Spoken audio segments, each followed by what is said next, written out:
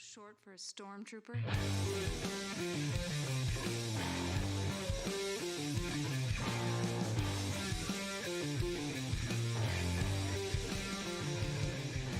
All right, what's up, nerds? Welcome to another episode of the Multiverse Report. We're recapping the week's nerdy news from Asgard to Gotham City and everywhere in between. I am one of your hosts, Mike Gibson, and with me, as always, is the forever bearded Steve Haller. What's up, Steve? How you doing? How's it going, buddy? There we go. It's going. We're good level-wise. Yeah, we're good. We're good. No, I had a line muted that should not have been muted, so minor details. Yeah. Can't mute yourself, then no one will be able to hear your wonderful voice and wonderful ideas and input on all this crazy nerd news that came out this week. Crazy nerd news might be the understatement of the year, because there was a lot that happened this week. There was a lot, and it was mostly from DC and Warner Brothers. They just kept dropping stuff left and right, to the point where there was stuff that we had to cut that we didn't have time to talk about. Right. Yeah, just crazy. I feel like at the beginning of this week, you and I talked about how we were feeling like, oh, it might be kind of a light week for week 2 of our show here. Might not have that much to talk about, and then DC just started dropping bombs like midweek toward the end of the week, like this is happening and this is happening, this is happening. So we have a lot to dig into, and we're gonna start by what I think this actually happened either right before or while we were doing Right. last week's. I got off this stream last week and checked my phone and saw that AT&T was who had just bought Warner Media within the 3 years ago, was now getting rid of it and spinning it off. It was going to be merged with Discovery Channel and all that kind of stuff. And I feel like this is both the biggest news story and also kind of the least interesting at the same time. Like everyone talked about it for like a day, and then it kind of settled down. Because I think there might have been speculation on like what's going to happen to DC or Warner. Like the Warner projects as things get canceled and shuffled around, and DC Comics, what's going to happen? I don't know, Steve. What do you think is going to happen? Well, every time one of these things happens, it's a complete crapshoot because, well, nobody quite knows how they're going to roll it under. But I mean, you take something like DC from the mothership and try and roll it into this secondary brand, and whether it's they're shifting it to Discovery to try and elevate Discovery, or if it's like Discovery just seems like a weird weird fit for them.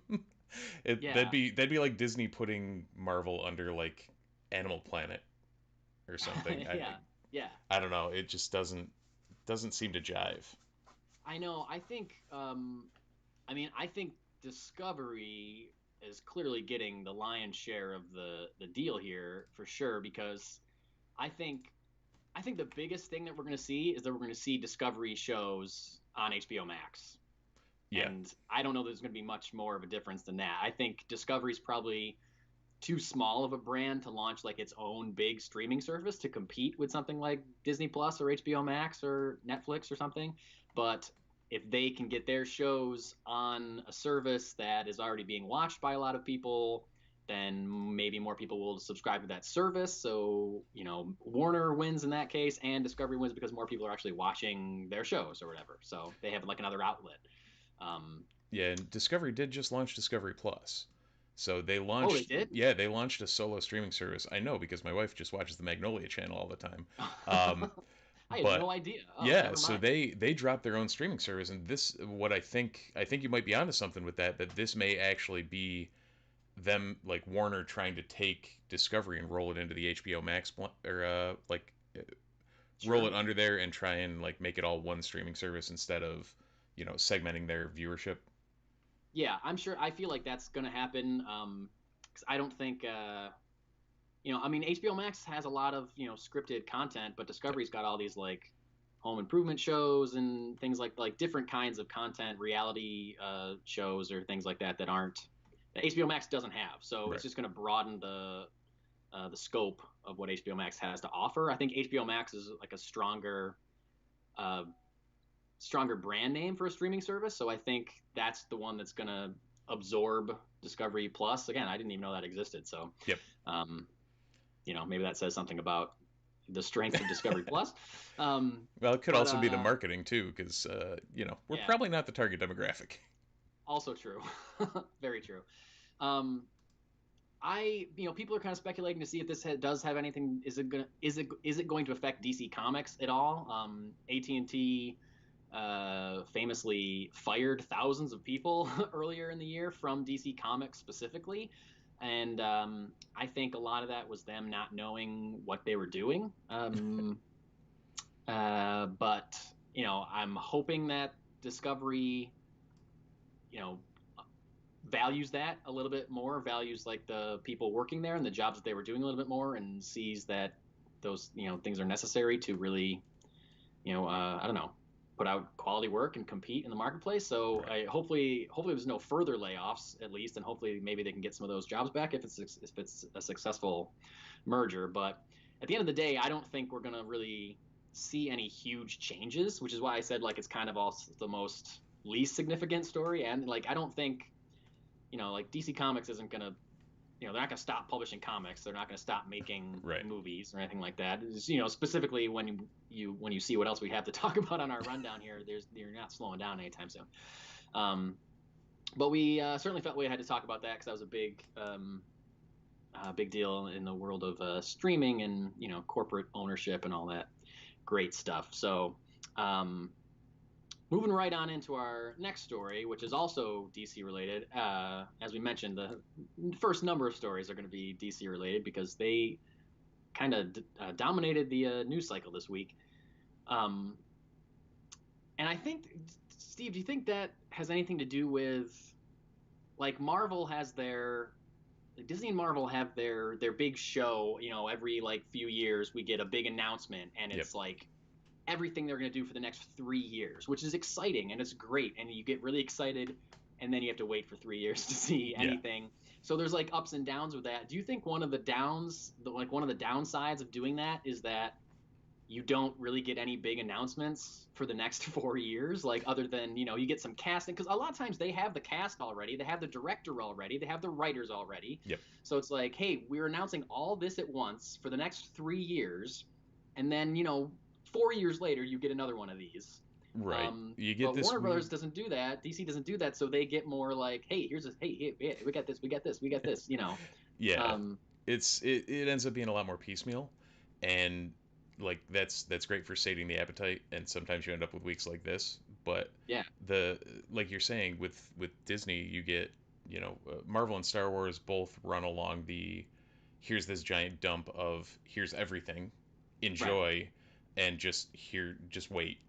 Like they with Star Wars, they announced Kenobi, Rangers of the New Republic, Andor, all of these, Ahsoka's standalone, the High Republic show, Acolyte, like a bunch of things along those veins. Which apparently Rangers of the New Republic has been put on hiatus at this point. Oh, no way, really? Yep. Already? Yeah. So I think it was supposed to be Gina Carano centered. Oh, so, there we go.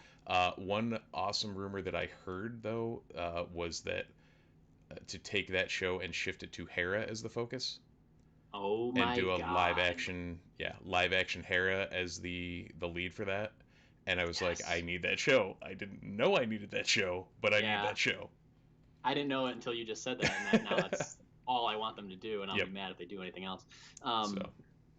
Yeah, but even like I know even over the past summer, DC did their own fan convention, Fandom, DC Fandom was what it's called, and they announced tons of stuff. And then here we are, a little bit less than a year later, and there's all this new stuff that we didn't really know was coming. So I don't know, it's really, it's exciting. I feel like a lot of people, you and I are both on Twitter. There's a lot of people on Twitter that are, diehard for certain fandoms, whether it's Star Wars or Marvel or whatever. And a lot of times, people can be so diehard for one fandom that they start shitting on other fandoms, and people. I see a lot of like Marvel's doing all this, and what's DC doing? It's like, well, if you're posting that kind of stuff, then you're clearly not paying attention to what DC is announcing because they're clearly doing a lot of stuff and they have a lot of irons in the fire at this point. one of the things that I'm very excited about is that we got directors announced for the Batgirl movie, which has been in development for quite some time. Famous a-hole Joss Whedon was brought on board to write a version of it at some point and ended up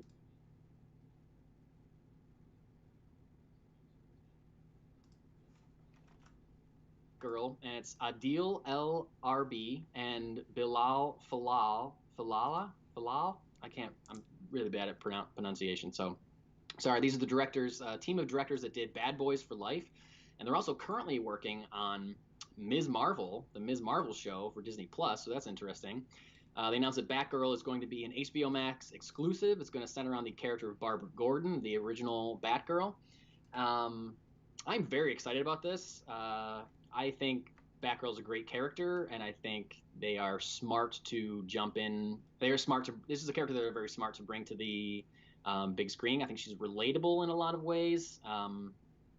I think that if you read certain runs, if you read maybe Batgirl Year One, or if you read Gail Simone's classic run on Batgirl, I can draw some parallels between the character of Batgirl and Peter Parker in a lot of ways. I think you can argue that she's kind of the Peter Parker of the DC universe in a way that she is doing this because she feels she has to. She doesn't need to be doing this. She just wants to. She's not adopted by Bruce Wayne. She's not Dick Grayson or Tim Drake. She doesn't have Bruce Wayne money. She's struggling to get by on her own in her own way and just being back on the side. She's dealing with real world problems. I'm very excited about this movie. Steve, what do you think? Thoughts on Batgirl and the new directors? I mean, she is Alfred's. Oh wait, never mind. Wrong continuity. So sorry. Every time I have to bring up every horrible iteration of various DC characters that came about fine. in the late '90s. Yeah. Yeah. No, it seems like it's a pretty solid concept. It seems like it's a pretty solid group, like team around it. Mm-hmm.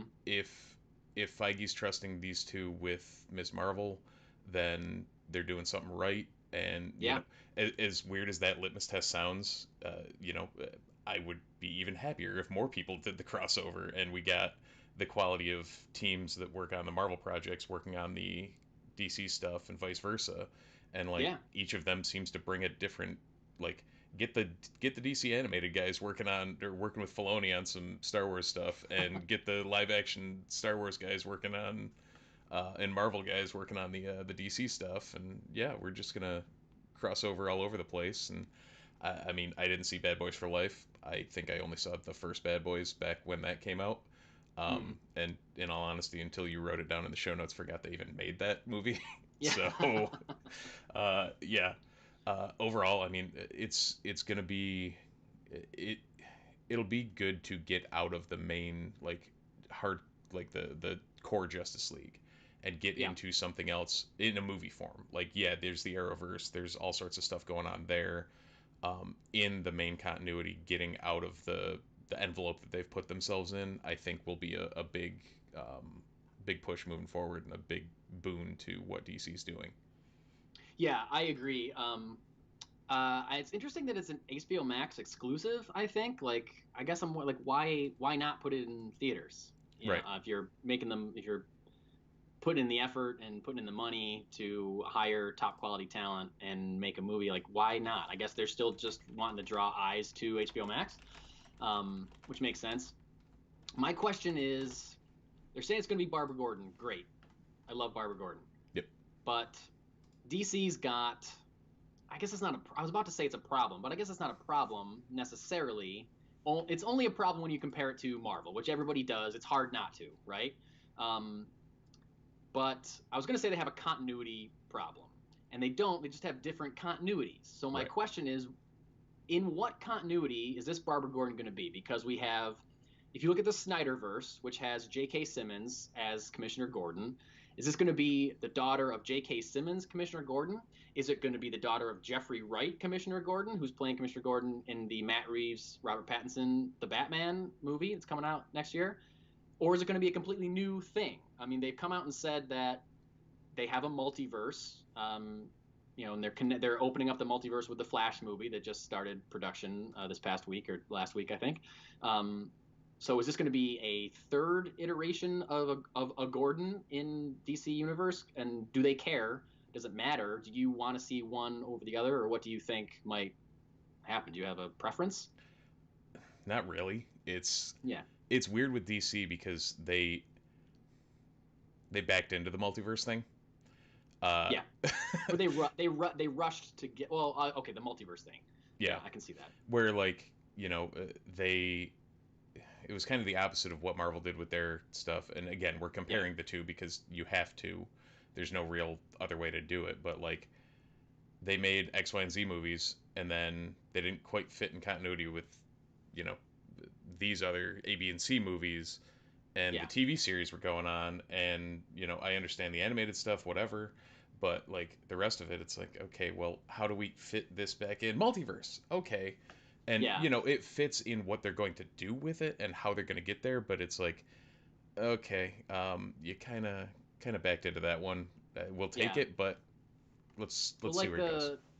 the Zack Snyder movies, whether you like them or not, regardless of what you think, really tied the hands of what Warner Brothers and DC could do multiverse wise. I feel like if the second movie in your your cinematic universe includes an older, grizzled Batman that's ready to retire and okay, doesn't care if he dies or not, and a Superman that does die at the end of Right. the second movie, like you're really putting a lid on what you can do between that movie and whenever you bring Superman back, which ended up being Justice League.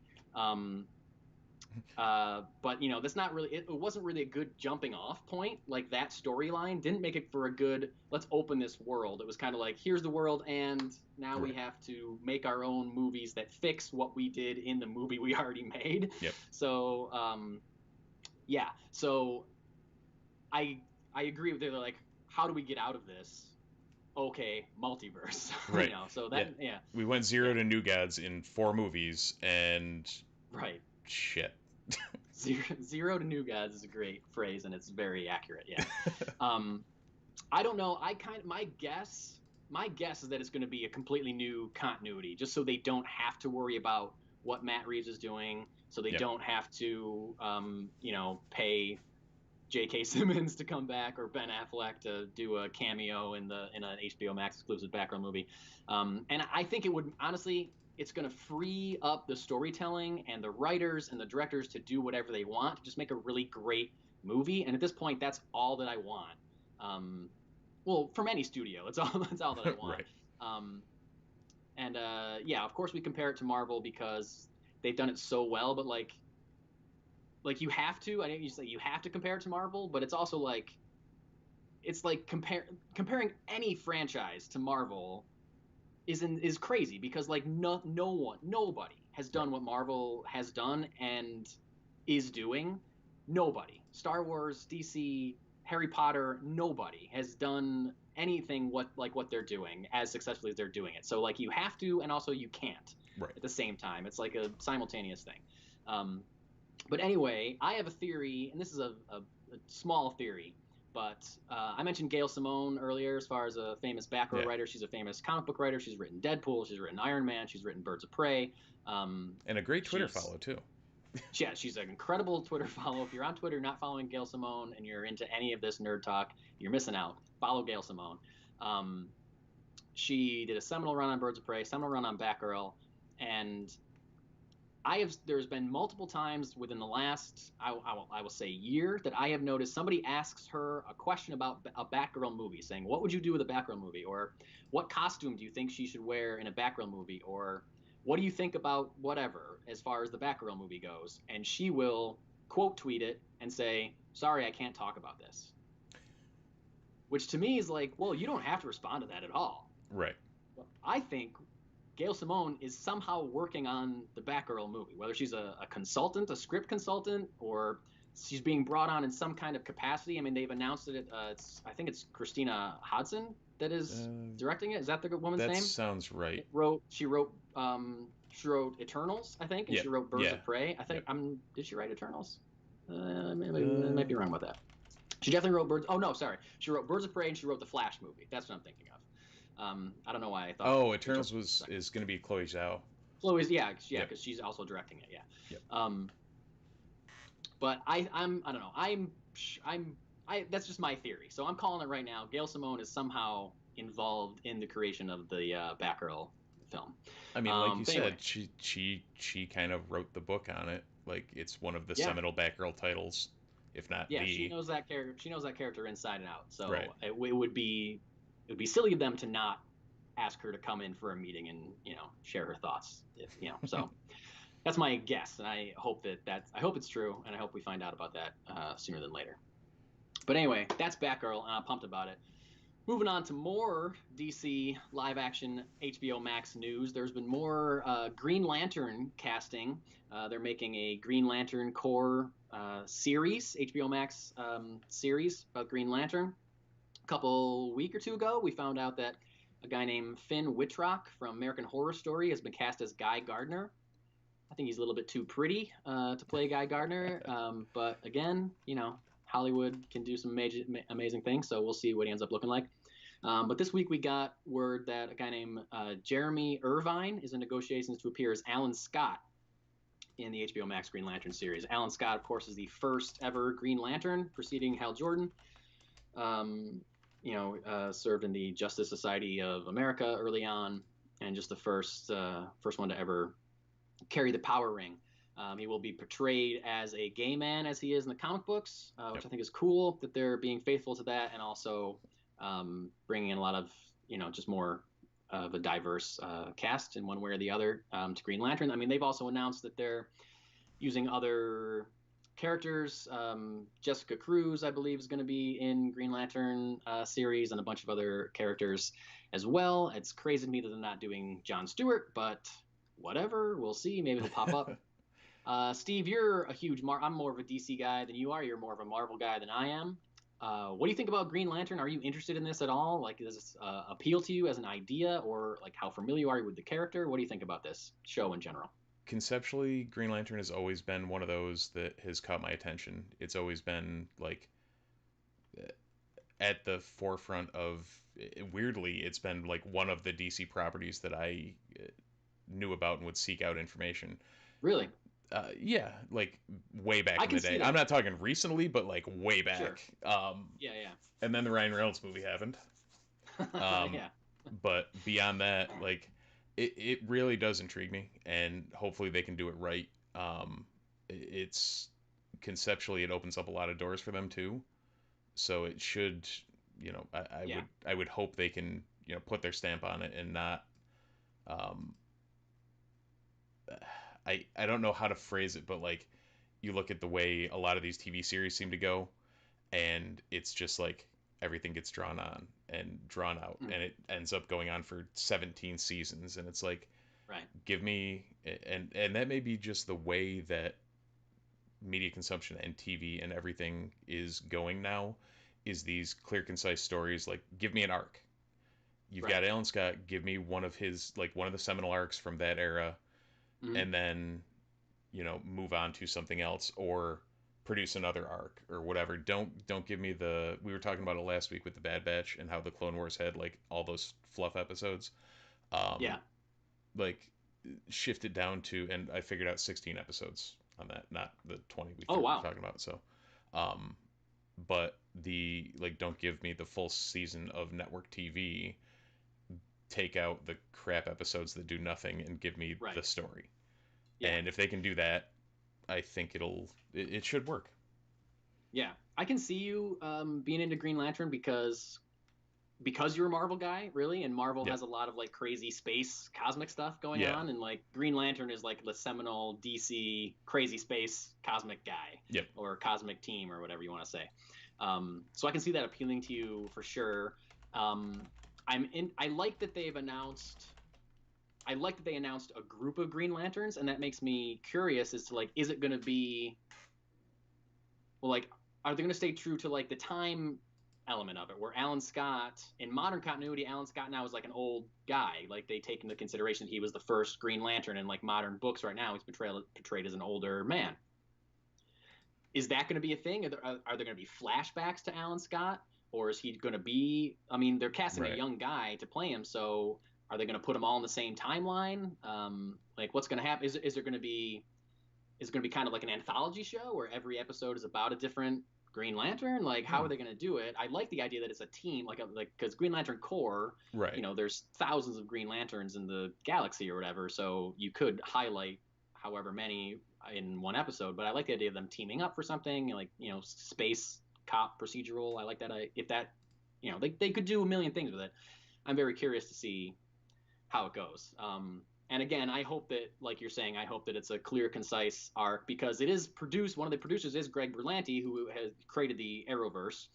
And those are shows that are sometimes very good, but they are locked into that 22 episode per season model. So they definitely spin their wheels a little bit, and can take a while to, you know, like, get to the point already. That's how I feel anyway. Yep. Sometimes with any television show that's going that many episodes is going to have some fluff in there. But because it's an HBO Max series, you know, those tend to be, you know, 13-ish, 10, 13 episodes. Hopefully that's what it is. And, you know, I'm hoping that they're dumping all the money into it, so it looks great and does justice to, you know, a giant space opera kind of thing, like it should be.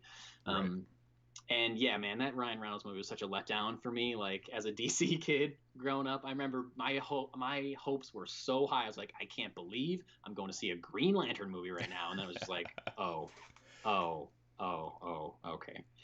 On the contrary, I remember when I saw Captain Marvel and that scene towards the end where she's got her full power and she's flying through space and blowing up spaceships and stuff. I was like, this is great, but this is what a Green Lantern movie should be doing. This is exactly a Green Lantern movie right now. She's flying through space, glowing and shooting stuff with her hands. Like, damn it. Why is this a Green Lantern movie? Well, that's like, I can't wait until, like, now that Marvel's shifting cosmic, like, once they get into, like, they brought the Nova Corps in. Yeah. And, well, the N iteration of the Nova Corps. But it's weird that they brought the Nova Corps in so long ago. And then we haven't really seen or heard any of them since then. Like, yeah, we haven't seen Nova. Like, bring any of that in. I was like, oh, they're going to do Nova in the next phase because they mentioned the Nova. Like, nope, barely going to talk about him. Yeah, and I think they're shifting more cosmic, so we'll see where that goes. But that'll be that moment where I'm like you with Green Lantern. I'm like, they're making a Nova movie. Awesome. Yeah. Hopefully, it doesn't turn into the same thing and end up being, you know, panned at the end of Deadpool 17 at that point. Yeah. So. Yeah, let's hope. The other thing I wonder about, just real quick, with Green Lantern is that because there's been no news about a Green Lantern movie, and the two most famous Green Lanterns, Hal Jordan and Jon Stewart, have not been announced to be in this show. It makes me think maybe either they'll be surprisingly introduced in this show, or this show maybe they're looking at this show as a pilot, as like a backdoor pilot for a movie. You know, if this show does well, then we can spin off a movie and have our most two famous characters, saving them for the movie. Like, because Jordan was the Lantern after Scott, right?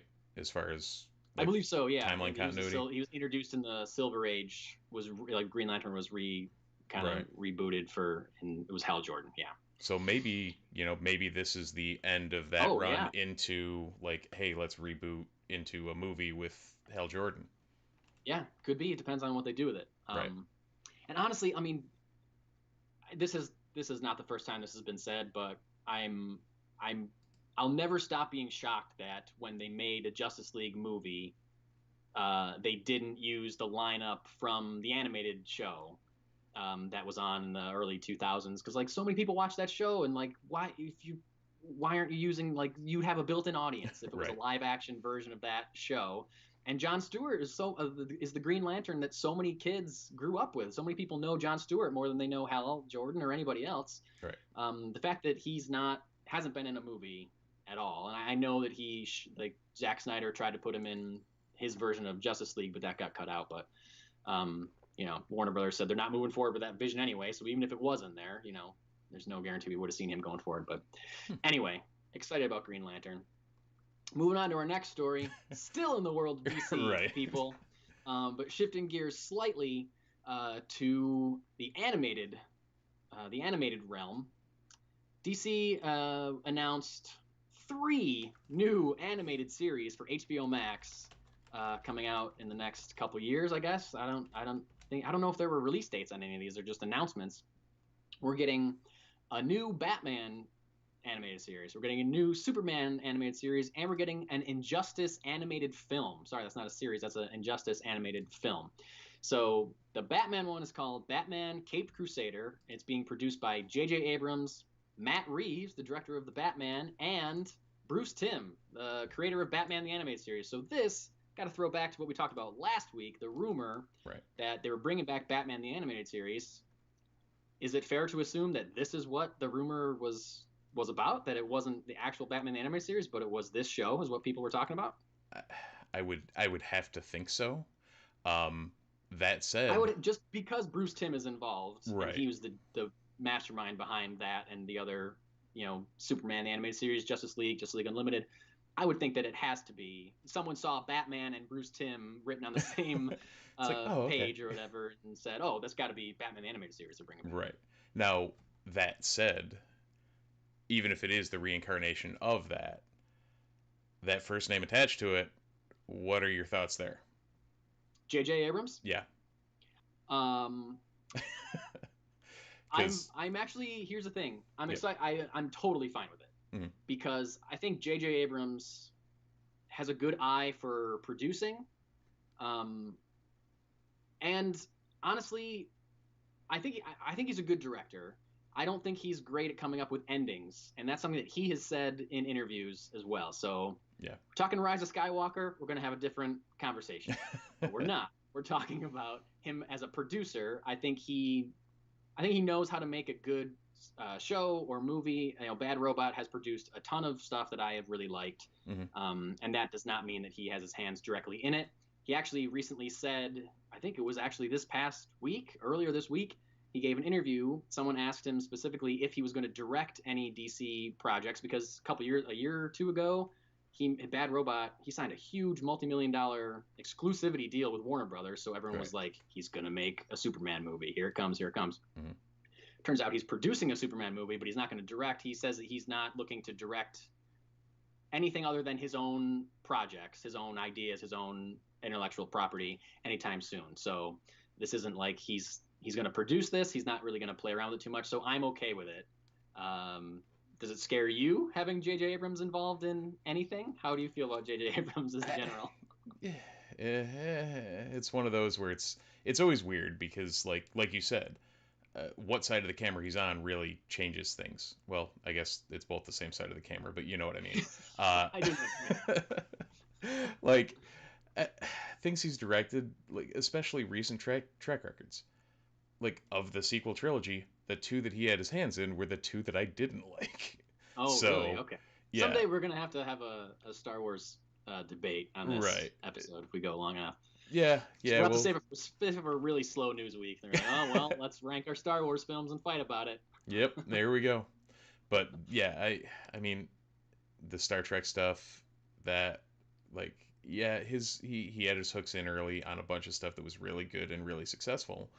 Yeah. And he's shown that he can do very good work. It's just like working in other IPs, it seems his track record isn't nearly as good. And I think that's the big part that worries me of anything is and I think he understands that as well, because as you said, he mentioned he's not going to, like, he doesn't want to direct anything that isn't his own. For the foreseeable future. I've gotten yelled at enough in the last couple of years. I'm not gonna dip my toe in that water, any of those waters, anytime soon. I've got every fan and every continuity mad at me, so I'll just lay low and produce things for a bit. Yeah, but he's done a lot. He directed Mission Impossible 3, which is one of my favorite Mission Impossible movies, and he's produced every movie after that in that franchise. He's done some good stuff and some television stuff. Bad Robot is involved in. So, but I'm interested that Matt Reeves is involved in this. And is it possible this is going to have any connection to his Batman movie? I feel like I can't imagine that it's going to, because I feel like that would really tie the hands of what they can do in the show. Right. but it's cool that he's involved in it. And Bruce Timm, of course, produced, like I said, all the original Batman the Animated Series and the subsequent series that came after that. I'm all on board for that. And I think they even said that it's going to be in the style of Batman the Animated Series. So yeah, bring it on. Oh yeah. What I'll be really interested to see the voice cast. They didn't announce anything about the voice cast. Like, are they going after Kevin Conroy and Mark Hamill to reprise Batman and Joker? Are they going to do Tara Strong to do Harley or whoever else, they can get and revive that voice cast as much as possible? I would love that. But we'll have to wait and see. Someone that they did announce a voice casting for is Superman in My Adventures with Superman. Superman's going to be voiced by Jack Quaid, who you might know from The Boys TV show. What's the name of his character in The Boys? Huey, right now. Yeah, Huey. Yeah. The big guy. He's going to be playing Superman, or cast as Superman, and this is going to be a show that is focused on the friendship between Superman, Lois Lane, and Jimmy Olsen. And I'm really excited about this. They released a little photo of, Lois kind of having Clark Kent in a chokehold. So, some kind of, she's very excited about something. He's a little nervous about it. Jimmy's behind them, like with a camera, being very excited. That kind of shows the whole dynamic of the show to me, I think. And that's, it just looked great. It looked like it might be a little bit kid friendly, which is totally fine with me. Like, it's been a while since you've been able to take a 7 or 8 year old to see a Superman movie, I think, and have it be okay. The last couple Superman outings have been a little bit dark. Yeah, a little rough on the youngins. A little rough around the audience. I think if there's my personal opinion, if you can't bring an 8-year-old to a Superman movie, then you made the wrong Superman movie. Yeah. So that's just my opinion. So that kind of, I don't know, this looks good for me. I'm excited about this, and they've already ordered 2 seasons of it. So I don't know. Do you have any thoughts on My Adventures with Superman? Yeah, if you can go right into 2 seasons, that's like, they think they've got something. So yeah, there's an idea there. Yeah, I would be, Uncle Eddie's nephew voicing Superman seems like he might be onto something. Like, it doesn't seem like he's done much voice work, but he's got the pedigree. I mean, he's Meg Ryan and or Dennis Quaid's son and Randy Quaid's nephew. Because if you could be Randy Quaid's nephew, you got it. But he, I mean, he's been good on The Boys, and yeah, he's great. Like, he's got the pedigree and the track record. So who knows? I mean, voice work is its own animal. But if he can bring half of what he brought to this, then it should be successful. And if they're shooting for this, I guess, before a couple years ago, he was completely an unknown outside of who his parents are, but like, you're bringing a decent level of talent to it. So if the rest of the cast is on that par, then yeah, I'd say they might be onto something. Yeah, I agree. I think, I'm thinking right now, maybe this might be a case where, Warner Brothers is looking like, hey, you know what? 10, 15 years ago, we had tons of our DC characters on TV all the time in cartoon form, appealing to younger kids. We don't really have that right now, or we don't have it as much as we used to. Like, we need to be, they were like a dominant force in kids animation for so long. Yep. This might be them trying to get back into that and trying to, like, corner that market again a little bit more, which I think is a great idea for them. A lot of racist idiots online mad that they are making Jimmy Olsen black, and I think those people should shut up and deal with it. I wholeheartedly concur. Yeah. Because who cares? It's not a big deal. So the other thing they announced was an Injustice animated film. Injustice is a video game, but they also spun it off. They made a comic book adaptation of the storyline of that video game. I never played the video game. I never read the comic book. A lot of people really like it. I'm turned off by any story that involves Superman turning evil and becoming a monster. I don't think that's the right take for Superman. I've heard the comic is actually really, it's written by Tom Taylor, who's a great comic book writer. I like a lot of the stuff that he's written, but that idea is just not appealing to me. Like, no matter how good you do it, to me, it's just like, I'd rather read regular happy Superman. So maybe I will watch this film. It takes less of an investment. I can just, hour and a half and I'll be done with it and I'll watch it. But I know this is good. This is exciting news for a lot of people. It's just not my taste. Have you played the game or read the book or anything like that? No. No track record here on that at all. Similar to you, I heard it was good, but never, Yeah. never had the, I guess want to dive down another rabbit hole. So Sure. Yeah. Understandable. So that's coming out as well. And again, that was the one that had the least amount of info on it. But this is a lot of animated stuff coming out from DC for HBO Max, and and I'm surprised I haven't heard about this, but I thought about it when I was reading all these stories. Is that when HBO Max was really originally announced, they announced that they were going to make an Aquaman animated series, Yep. possibly having Aquaman voiced by Jason Momoa. We haven't really heard anything about that, but that's just a ton of like what I said about DC trying to get back into the animation game. If all these are successful, then that's exactly where they're going to be. That's going to be a good move for them for sure. Yeah, and I mean Aquaman coming up on his 80th anniversary. They're apparently proposing a giant size. Well, like Marvel would call it giant size, but this is even bigger. Yeah. Aquaman like issue for his anniversary coming out in Oh, yeah. August, I think. Yep. So that'll be Yeah, they did that for Superman and Batman when they hit their 80th anniversary. Wonder Woman 80th anniversary, they did just giant like. Yep. Oh yeah, I remember seeing the Batman one. I remember seeing. Yeah, they just Yep. bring in a lot of like top talent, right? It's like Bunch of it's an different anthology stories. basically, Yep. like smaller stories. Yeah, so I think I bought all those as best I can. Multiple covers of them because I can't say no to a shiny new comic book cover.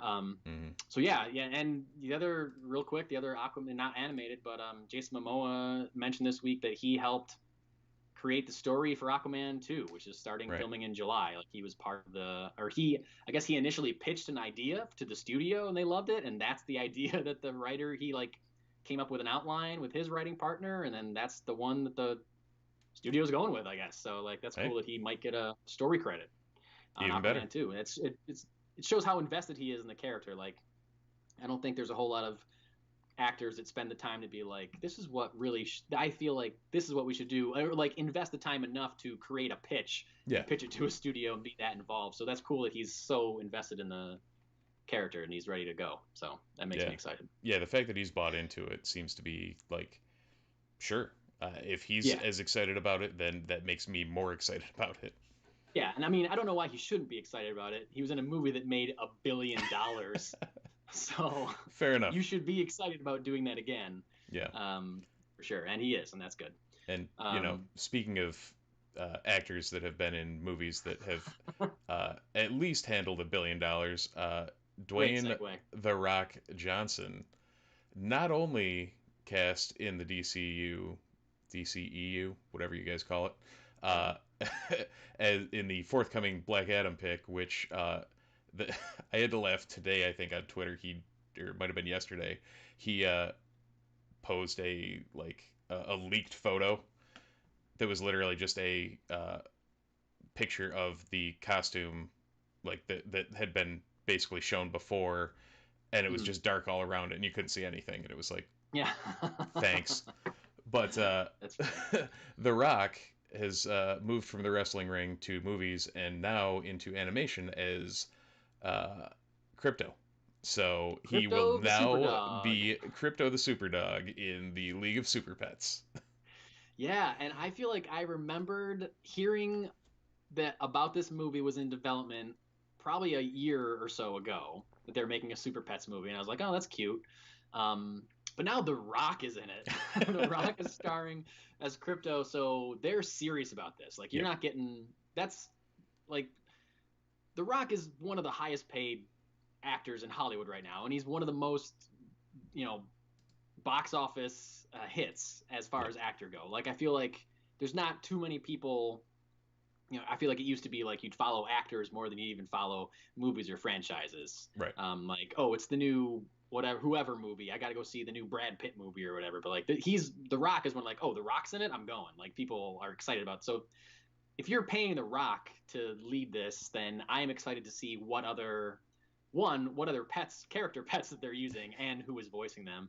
I mean, you got Supergirl as a cat name. I don't know how familiar you are with the super pets in the DC universe. Not very Not familiar. very. There's a Supergirl as a cat named Streaky. Aquaman has a giant seahorse. I'm blanking on the name of the seahorse right now. It's killing me. Wonder Woman has a kangaroo named Jumpa. Pretty tracks, bad I name. guess. Yeah. I don't know. I don't know how canon Jumpa is. I don't think she's been into too many comic books lately, but that's an option.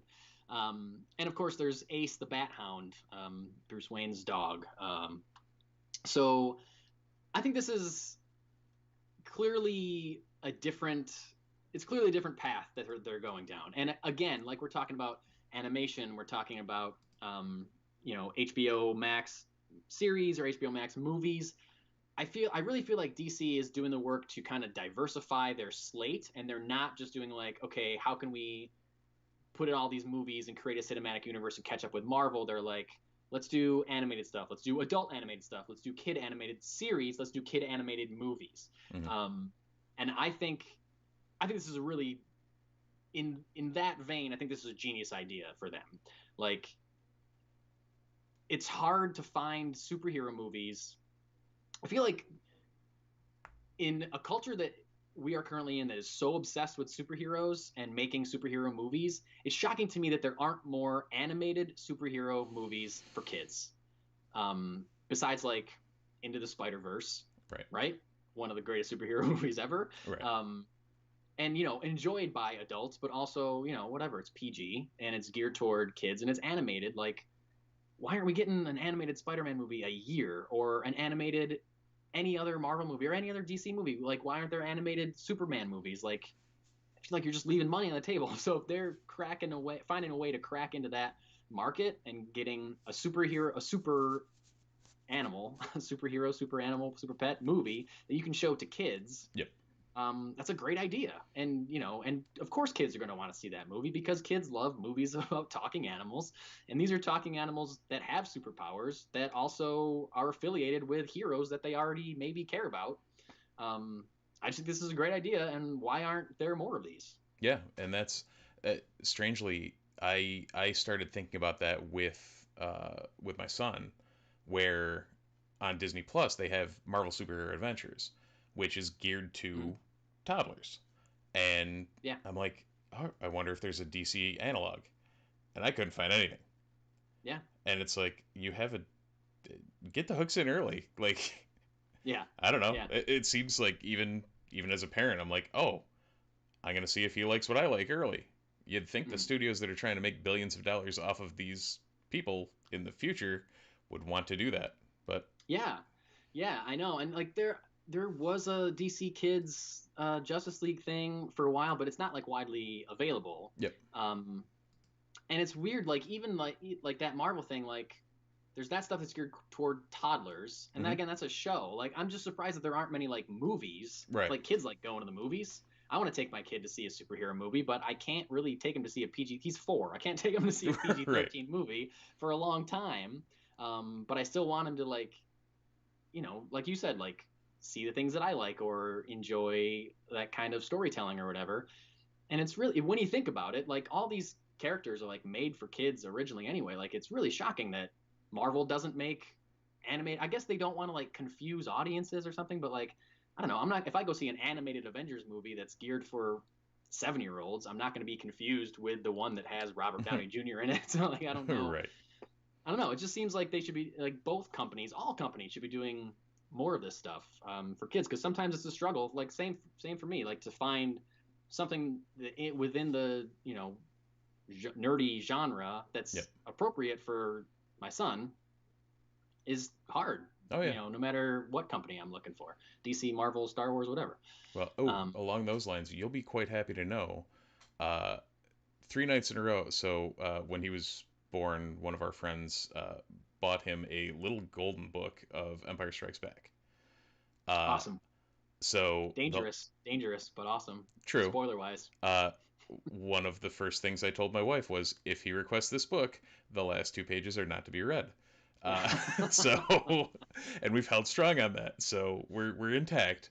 But Yeah. like last night, he was going to bed, and I was up in the room, and I came down, and Lisa was gonna read him like bedtime stories, and we're sitting there, and it's like he out of the blue, can we read Star Wars again? Star Wars is my favorite, and I just Oh literally sat yeah. there. I'm like, oh, I just melted. I'm Yeah. like, yes, Yeah. the hooks are in. Yeah. You're like, yeah, just let me wipe away. I just got some dust in my eye real quick, Oh, buddy, and then I'll read that book to you. Sure, bud. it's great. It's Yeah, great. no, it was a moment. Yeah, for sure. I'm excited. Like my son, we've talked about, has seen the first Star Wars, and now he wants to watch Empire Strikes Back. And I'm like, I really want to watch it too, buddy, but it's really kind of scary. And Yeah, so we're like, I'm closer than ever before, so it might yeah. be pretty soon. The Golden Books version, they take it down pretty good, so that's Yeah, nice. yeah. All right, so we're going kind of long, looking like. So we're gonna try to get through this next couple things pretty quick, so we can talk about something other than DC. I mean, personally, I'll talk about DC all night, but I know you want to get to some other stuff. So Yeah. they dropped a trailer for Batman Long Halloween Part 2. They're doing an animated adaptation of the famous Batman story, The Long Halloween. We got a Part 1 trailer a few months ago or something. I Something don't like remember that. when we got Yeah. the Part 1 trailer. And now we get the Part 2 trailer. What'd you think, man? It's got me excited to watch it. Like Yeah. and to tell you the truth, even though Long Halloween is a seminal story, Mm. didn't really have much background on it. Oh, Between the really? trailers, everything is turning up. Okay, I'm tuning in. Yeah. Yeah. I'm mixed on, as a DC reader, I'm kind of mixed on some of the animated adaptations. Some of Yeah. them I think are great. Some of them I think really miss the ball. I'm not like, it's for me, it's a kind of a tightrope because you have ones that are such a direct adaptation of the book. Hmm. Whether it's live action or animated, like if it's a word for word, beat for beat adaptation of the story, I'm like, okay, fine. It's kind of boring to me because I know the story, like I know what's going to happen. Like Marvel does it well, where they choose a storyline, but they kind of pick and choose elements from it. So it's the storyline, but it's not the storyline. Yeah. Um, You're playing the and cover song and putting your own yeah, spin on it. exactly. And there are some DC animated movies that do that very well. Hmm. There are some that stick a little bit too close, and it's kind of boring for me. And there are some that just take super wide swings, and I'm like, whoa, this is off. Like, what are you doing? This Yep. is not for me. Long Halloween looks good. It's a story that involves a lot of different characters, so it'll be interesting to see how much. It seems like they would have to change something. The thing that bugs me about like Long Halloween is a great story. I love the book. I've read it multiple times. Um, to me, the artwork in the book has such a specific style and look and even feel to it. And the animated movie is not even trying to capture that or adapt that look in any way. Oh Like yeah. all the characters are redesigned. They don't look anything like they do in the book. And like the book has such a classic and specific Hmm. look to it. It's crazy to me that you wouldn't try to adapt that Yeah. in an animated form, and it's just kind of a letdown to me. Like I will still watch it for sure, but like the fact that it doesn't look how this beautiful book looks. Like there's other Batman stories that just kind of looks like Batman. The art's great, but it's not like a specific style. Like Long Halloween's very stylized, um, and they don't seem to be making an effort to do that at all. So that kind of bugs me a little bit. It doesn't mean I Right. won't watch it. Um, But that might be but one of the things where it didn't hit me because I don't have the background with it. Yeah, right, exactly. Yeah, for people that have never read it, they won't know the difference. They'll Right. say, "Oh, it looks like a cool Batman story." Yeah, for sure. Yep. Which now And that's again, it I might be added very that. well, but No, I was gonna sorry. say I now added that to the list of crap that you need me to read for DC. Oh, yeah, you can borrow it if you want. I got it. It's right. It's right there. So there you Yeah. Um. Anyway, okay. Finally, moving out of the world of DC, go. We got there. we got there.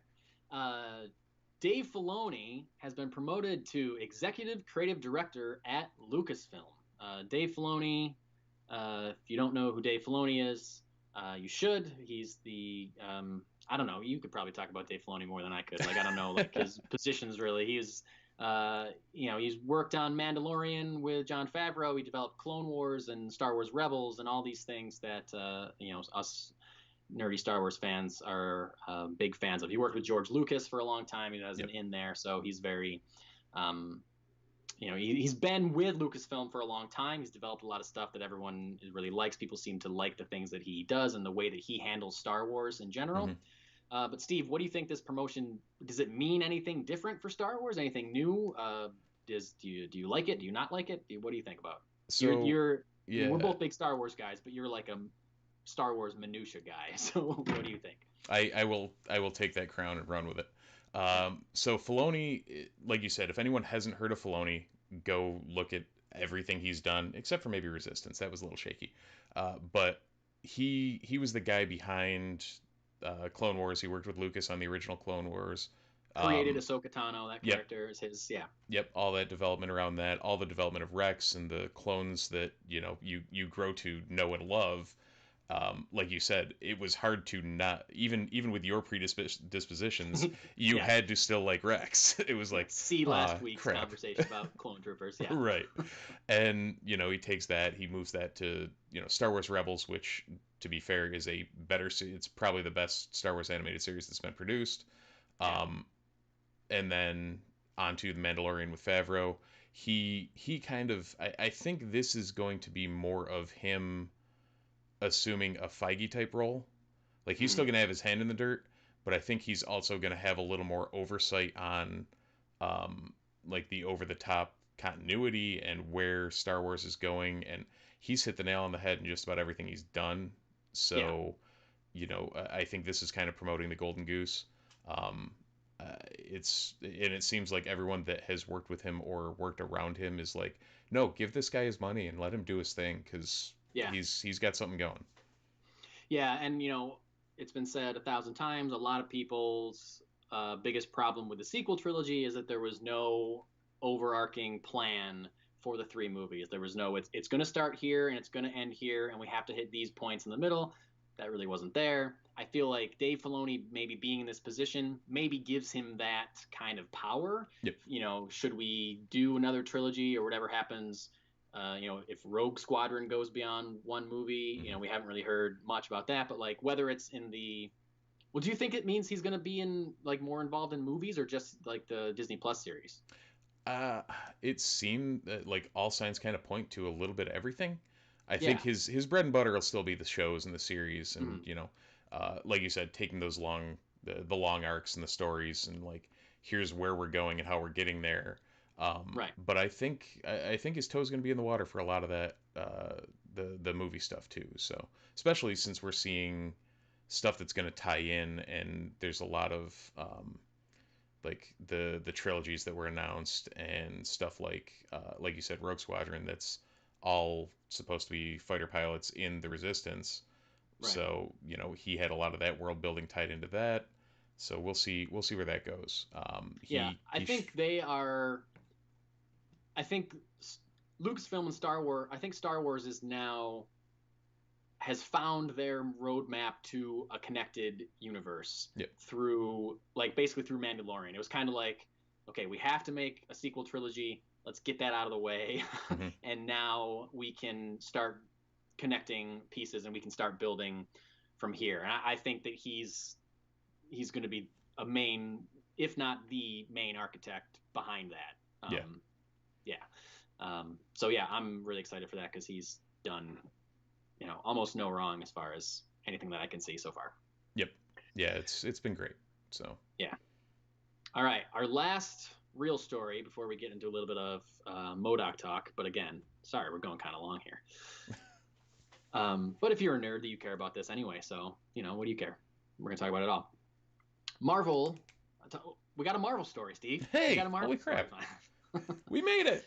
Yeah. Marvel announced a podcast called Wastelanders Old Man Star-Lord. Now, this is not the first Marvel podcast. Marvel did 2 seasons of a Wolverine podcast, one called The Long Night and a sequel called The Lost Trail. And this is I don't think they've done anything since then. This is the next. They did Marvels, which was based on a graphic novel. Oh, okay. That so it was on the ground with everybody that was watching the Fantastic Four and Galactus fight. Yeah. So that was actually really well done. Okay. Well worth checking out.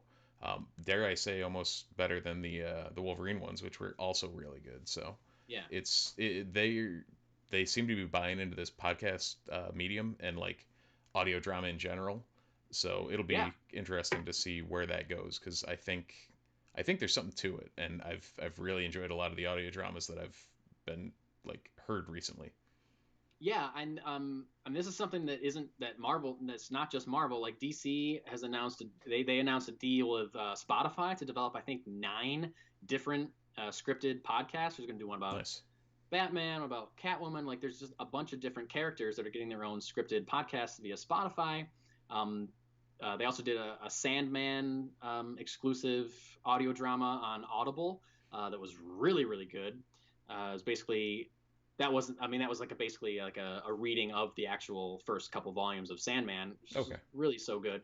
Um, but this is I do you think like this is like the future of like I feel like I mean podcasts are have exploded in the last 10 years or whatever, and now they're such a main form of media. Yeah, I guess it only makes sense that you're going to adapt these famous characters that are available in every other form of media. That why wouldn't you adapt them for podcasts? Right. Um, so it makes sense, and it's like okay, now I got one more thing I got to keep up with. I got to read comic books, I got to watch TV, I got to see movies, Right. and I got to listen to these podcasts too.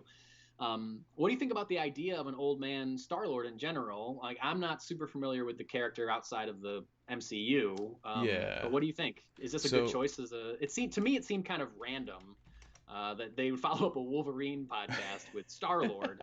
But what do you think? well, it was kind of on the backs of 2 years ago they put out because I'd assume you know the old man Logan Yeah, storyline and all that. 2 years Old ago, Man Logan, Old Man Hawkeye. They've done a yeah. couple of those. So Yeah. 2019 they put out Old Man Quill.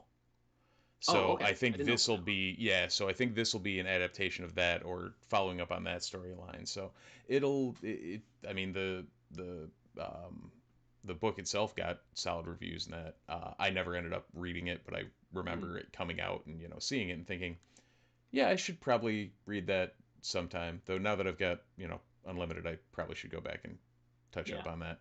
But yeah, the medium in general. Like I know in the pre-show I talked about on the Star Wars side, they actually developed a straight up book. They never published the book.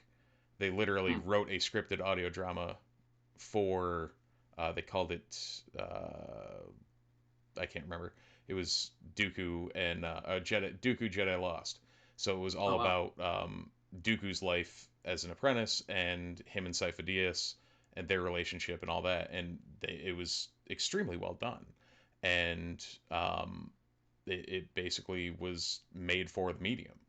And I'm Wow. curious if we start seeing more of stuff like that, not just these adaptations, but people actually writing these characters for audio drama type stories, and I wouldn't mind it. Yeah, yeah, no, I agree. And the cast is cool. Timothy Busfield is Star Lord. Chris Elliott is Rocket, and there was a couple other names that I don't remember off the top of my head that were some characters in there.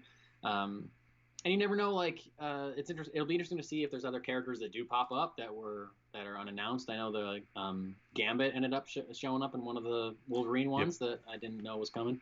And they find ways to kind of like reveal or like work in references to other characters. So um, yeah, I'm excited about this. This is cool. Again, I thought it was kind of strange. The name, the fact that it's called Wastelanders: Old Man Star Lord, to me makes me think they're going to do a series of Wastelanders, and this is Old Man Star Lord is just the first one, and they might do other, either whether they're old man ones or maybe they spin off other characters out of this one. Do Yeah, you get that feeling as well? It's weird that that there's was a colon weird on it. one to me. I wasn't 100% sure where that was going to go. Um, Yeah.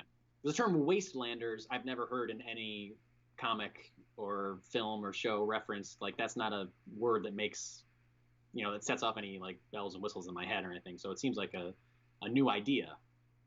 oh, Susan Sarandon is apparently doing a voice in that too. So No way, really? yeah, Stephen Lang, Susan Sarandon. There's a lot of names on this. Wow. Um, oh, that's what it is. They're going to be Hawkeye and Black Widow. Oh, wow. Okay, Cool. Huh. Um, Interesting. things get even weirder. So I tried to pull up Wastelanders to see because I didn't remember anything either, and the only thing that shows up is Old Man Star Lord. So Yeah. might be a new IP type or new like Yeah. section of the IP. So Yeah. Maybe we get Wastelanders old woman widow in another year. You know, right, like who knows? Gray Widow. Gray Widow. Yeah. Who knows? So All yeah, right. Cool. Steve, did you know that a crazy Marvel show debuted this week on Hulu? a Patton Oswalt Helms wonderful Archer in the Archer in the Marvel Universe mess of a show that I Yeah, love M.O.D.O.K. everything of. Yeah, M.O.D.O.K. came out on Hulu.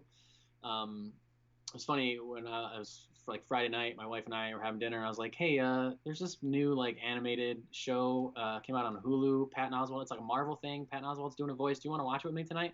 She's like, "Yeah, sure." I didn't tell her what it was called. I Right. didn't tell her what it looked like and anything. And then later, I turned on TV and I turned on Hulu, and like the preview screen was like a picture of the cast and said M.O.D.O.K. or whatever. And she goes, or we can just watch this dumb looking thing like a joke. Like Yeah. I was like, Yeah. that's actually it. Thanks for watching it with me. Oh, that's great. Yeah, it was funny because it looks crazy. She Mhm. doesn't know who M.O.D.O.K. is, so she just saw like a giant head with tiny legs and a float. She's like, whatever this crazy thing is. Good thing we're not watching this, right? I was like, surprise. Little do you know. Yeah. What'd you think? Uh, How did you watch the whole thing? How far did you no, get? I think my wife and I watched 3 episodes. Same deal. Mm. Friday night, I was like, hey, you want to watch this? And I Yeah. actually showed her the trailer, and she was just laughing. She's like, yeah, we can give it a shot. Yeah. And there were numerous points where I literally looked over, and someone who couldn't give two shits about anything Marvel related, and Yeah. she was just sitting there in stitches at a couple of points, and I was like, yep, Yeah. yeah, this one's good. Yeah. Yeah, I liked it a lot. I like that it's stop motion. That goes a Yep. long way for me because it is so different looking. It's such an original look. Yeah. And I noticed that Seth Green was one of the producers, so I was like, Hmm. maybe they went to him just because he knows stop motion from doing Robot Chicken for Right. so long. They'd be like, how do we do this? Let's ask a guy that knows. Right. Um, They couldn't bring back Bankin and Rass, so or right. Rankin and Bass, sorry. That'd be funny. Um, yeah, I'm probably maybe 3 or 4 in. Yep. It's really funny. It's a little fast paced for me. It's some like, it's to me it's kind of like it's like a Family Guy ish at some points, like random joke out of nowhere, super fast paced random joke out of nowhere. But Yeah. like, it's more enjoyable than that than Family Guy for me. Mm-hmm. And I think Patton Oswalt crushes it. I think it's a good choice. To adapt a character like this in this way, Right. because he's just so out there and so strange looking. And again, Marvel has been good about doing, quote unquote, real world adaptations of some of their crazy characters. I never thought you'd see, Rocket and Groot in a big movie, but they figured it out. I don't know that M.O.D.O.K. would transfer as well as a talking tree. Fair. As crazy a sentence as that sounds, because it's just so weird. So Yep. I think being like, yeah, no, we don't have any plans for him. You can make an animated show out of him. I think makes a lot of sense. And it's like this was one Marvel had announced a number of Hulu shows a year or two ago, Right. and one by one they all got canceled, right? Except this one. Or is there another one that's still happening? No, Hailstrom that got canceled too? I think so. I think this is it. Okay, because that one was holding on for a while, but Kevin Smith was going to do a Howard the Duck show, Yep. which I was really excited about, and there's going to be a Ghost Rider series that I was pumped for, with the guy that played Robbie Reyes in Agents of Shield. That got pulled, and it just makes me like, I hope that they pulled them because they have plans for those characters. Because I don't know, like Kevin Smith doing a Howard the Duck show just seemed like such a perfect, Oh, match. that's a fit right there. Yeah. But it got pulled, so I don't know if they have plans for Howard the Duck. They have plans for Ghost Rider. I don't know. Hopefully. But it kind of shows me that they were like, we don't have plans for M.O.D.O.K, and this is a really good fit Yeah. for his insanity. Um, yeah, Well, the voice as cast is good. There's great references. Like, I love John Hamm as Iron Man is great. yeah. Shows up a couple times. Uh, I yeah, think it's whenever they figure out what they're going to do with Mojo, that'll be the next like that's the next thing past M.O.D.O.K. M.O.D.O.K is figuring out how yep. to make Mojo a thing. Yeah. I feel like if there's someone that's going to do Mojo well, I feel like it's Taika Waititi could do a good Oh God, that'd be Mojo. amazing. That Like, would be he'd be a good director for that kind of insanity. Like, yeah. something like that. I guess even M.O.D.O.K, I guess, in the hands, if you want M.O.D.O.K to show up in Thor: Love and Thunder Hmm. or Thor 5 or whatever, like, and Taika Waititi's doing it, then I would be like, okay, you got me. Like, that'll Right. work. You'll figure it out. But it would take a specific type of filmmaker to make it work, and Yep. Taika, and the list is very short, but Taika Waititi would be on the top of my list anyway. Absolutely. But yeah, it's good, and I'm surprised they dropped it all at once. I felt like Hulu usually does week to week releases, but Yeah. this was a very very bingeable, very I funny watch. yeah, and I do think the 10 episodes is that'll be the right number for it. Like Yeah, it's like you said, it's a little much. It's intense. Like yeah, it's fly by the seat of your pants with a couple of laughs interjected, but yeah, it's worth a watch. yeah. Because it's also like they're able to do. It kind of reminded me a little bit. It's not quite as like Fast and Furious, but it's just as funny. The Harley Quinn Hmm. cartoon that's on HBO Max. Uh, it knows, you can tell by watching it that it knows the character and it knows the world very Okay. well. So it can reference deep cuts that the fans will get, but also just casual watchers. It's not going to interrupt their like viewing. I feel like M.O.D.O.K is the same way, where they can have dinner at a restaurant that's owned by and Yes. managed by Fin Fang Foom, and I will laugh hysterically watching a giant dragon pour water for M.O.D.O.K or whatever he did, or serve them food or something. Right. And my wife's like, okay, whatever, it's a dragon, that's silly. I guess he thinks it's funny, But I'm like, no, it's Fin Fang Foom. We don't get it. It's a huge, Had the same conversation, and then when he's riding him like a luck dragon, I was like, Yeah, I know. Yeah, oh, okay, cool. yeah, that was great. That was great. So So yeah, I'm excited to finish out the season and see what they do with it, and hopefully they do more. Because honestly, like, it's just cool.